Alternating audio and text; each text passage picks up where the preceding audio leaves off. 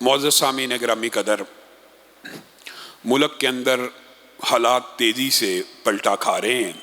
کل افواج پاکستان نے اور انتظامیہ اور اداروں نے یوم تکریم شہداء کے حوالے سے ایک دن کا اعلان کیا۔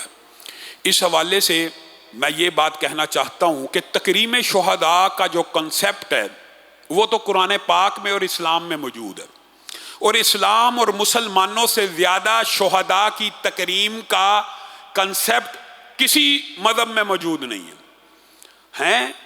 کروسیڈز ہوتی ہیں، وہاں پہ بھی صلیبی مقدس جنگوں کے تصورات موجود ہیں، لیکن جس طرح اللہ نے قرآن پاک میں وضاحت کے ساتھ عجیب و غریب دو آیات ہیں، اگر انسان آپ نے سنی ہوئی ہیں لیکن آپ نے کبھی غور کیا کہ پہلے اللہ رب العزت نے کہا جو اللہ کے راستے میں شہید ہو جائے اس کو مردہ مت کہو۔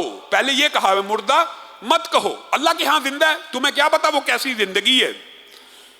پھر اسی پر بس نہ کیا بلکہ وضاحت بھی کر دی، پہلے حکم دیا کہ ان کو مردہ مت کہو، پھر کہا ان کو مردہ گمان بھی نہ کرو، تصور بھی نہ کرو، یہ بھی نہ سوچو کہ وہ فوت ہو چکے ہیں یا میت ہیں۔ ہاں دنیاوی معاملات کے اعتبار سے ان کی وراثت تقسیم ہوگی، اس کی جو بیوی ہے اس کو بیوہ کہا جائے گا، دنیاوی اعتبار سے وہ حکم میت میں ہے، لیکن جو ان کی زندگی ہے وہ تمہاری اس زندگی سے بہتر ہے۔ اللہ وہ کیسی زندگی ہے، اس زندگی کا شعور اور ادراک تم نہیں کر سکتے، صرف ایک خاکہ ہے، ایک صرف سمجھانے کا انداز ہے۔ شہید کی کیا زندگی ہے؟ شہید تو ابھی اس دنیا میں ہوتا ہے، خون کا قطرہ زمین پہ نہیں گرتا، اللہ تعالیٰ سارے گناہوں کو معاف کر دیتے ہیں۔ خون کا قطرہ زمین پہ نہیں گرتا، جنت میں اس کو مقامات دکھا دیے جاتے ہیں۔ خون کا قطرہ زمین پہ گرتا ہے، روح پرواز کرتی ہے، قبر میں جانے کی حاجت نہیں ہوتی، عرش تک اللہ تعالیٰ روح کو اٹھاتا ہے اور قندیلوں کے اندر سبز پرندوں کے قالب کے اندر ان کی روحوں کو ڈال دیا جاتا ہے، اور ان کے گھونسلے عرش عظیم کے نیچے جس طرح تم یہ فانوس لٹکے ہوئے دیکھ رہے ہو اس طرح کے بنے ہوئے ہیں سبز رنگ کے خوبصورت پرندے جو جنت میں اڑتے پھرتے ہیں، جو جنت سے رزق کھاتے ہیں۔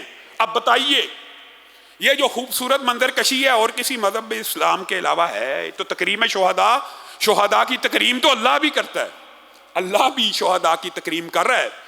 تو ہم پاکستان کے جتنے ادارے، فوج ہو، پولیس ہو، سی ٹی ڈی ہو، نیوی ہو، ایئر فورس ہو، جن جن شہداء نے وطن عزیز کی خاطر اس اسلامی نظریے کے اوپر بننے والے ملک کا دفاع کیا، ان شہداء کی تکریم آپ کے اوپر، میرے اوپر، سب کے اوپر واجب ہے، اور ان کے خلاف نفرت امیز اور شر انگیز باتیں کرنا آپ کو اور مجھے اس بارے میں بہت زیادہ غور و فکر اور اعتراض کرنا چاہیے، چاہے ہمارا تعلق کسی بھی سیاسی پارٹی سے ہو۔ شہداء کے خلاف علماء ہی ہیں نا جو یہ احادیث بیان کرتے ہیں کہ سرحدوں کی جو پہرہ داری کرنے والی آنکھ ہے اس کے اوپر جہنم کی آگ حرام ہے۔ یہ حدیثیں کس نے بیان کی؟ یہ علماء ہی نے تو بیان کی ہیں۔ تو گویا کسی سیاسی پارٹی سے وابستہ ہونے کا مطلب یہ نہیں ہے کہ آپ وطن کے لیے، اسلام کے لیے قربانیاں دینے والوں کو بھول جائیں، ہرگز نہیں بھولنا چاہیے۔ اسی طرح علامہ احسان اللہ ظہیر شہید رحمہ اللہ اور ان کے رفقا یہ بھی شہید ہیں، اور ان کی قربانیوں کو بھی فراموش نہیں کرنا چاہیے۔ اور میں تو یہ کہتا ہوں اللہ تعالیٰ جن جن لوگوں نے ان کو شہید کرنے میں کردار ادا کیا، سہولت کاری کی، اور بعد میں ان کے قاتلوں کو گرفتار نہ کروایا، نہ ہونے دیا، اللہ تعالیٰ انہیں دنیا اور آخرت میں عبرت کا نشان بنا دے۔ یہ ہمارے شہداء، ان کی ہم نے عزت و تکریم کرنی ہے۔ اور کسی سیاسی پارٹی سے بھی تعلق ہو، آپ کا چاہے پی ٹی آئی سے ہو، چاہے نون لیگ سے ہو، چاہے پیپل پارٹی سے ہو، وطن کے اوپر جانیں قربان کر دینے والے، جو اسلامی ریاست ہو اس کا دفاع کر دینے والے، ان کے حوالے سے آپ نے سوشل میڈیا کے اوپر بہت زیادہ احتیاط کا مظاہرہ کرنا۔ جذبات ہوتے ہیں، ٹھیک ہے، پکڑ دکڑ ہو رہی ہے، گرفتاریاں ہو رہی ہیں، بندہ مشتعل ہو جاتا ہے، تو اس انداز میں کبھی آپ نے کوئی پوسٹ نہیں کرنی کہ جو ان شہداء کی تکریم نہ اور ان کے خلاف جائے۔ اور ایک بات میں یہ بھی کہنا چاہتا ہوں کہ اس سارے سینیریو کی آڑ میں کسی سیاسی پارٹی کا جھنڈا بھی نہیں اٹھانا چاہیے۔ یہ بھی میں آپ کو بات بتا دوں، جو میرے پی ٹی آئی کے بھائی ہیں وہ اکثر جذباتی ہوتے ہیں، ناراض ہو جاتے ہیں جب میں ان کو کہتا ہوں یار چھوڑیے آئیے. وہ کہتے ہیں آپ باقی سیکولر پارٹیوں کو کیوں نہیں کہتے؟ میں آج آپ کے سامنے کہتا ہوں، پارٹی سیکولر نون لیگ ہو، پیپل پارٹی ہو، پی ٹی آئی ہو، ان سب جماعتوں سے اسلام پسندوں کو، خاص طور پہ اہل حدیث نوجوانوں کو، اہل توحید نوجوانوں کو، اور بالعموم تمام اسلام پسندوں کو ان سیکولر پارٹیوں کے جھنڈے نہیں اٹھانے چاہیے. نظام مصطفیٰ کے نعرے لگانے چاہیے، نفاذ اسلام کے نعرے لگانے چاہیے. بندے کو Noon League, people party, P T I کا بندہ نہیں ہونا چاہیے، اللہ کا بندہ ہونا چاہیے. اور اس کے لیے نفاذ اسلام کے لیے نظام مصطفیٰ کے جھنڈوں کو اٹھانا چاہیے. یہ اصل زندگی کا ٹارگٹ ہو.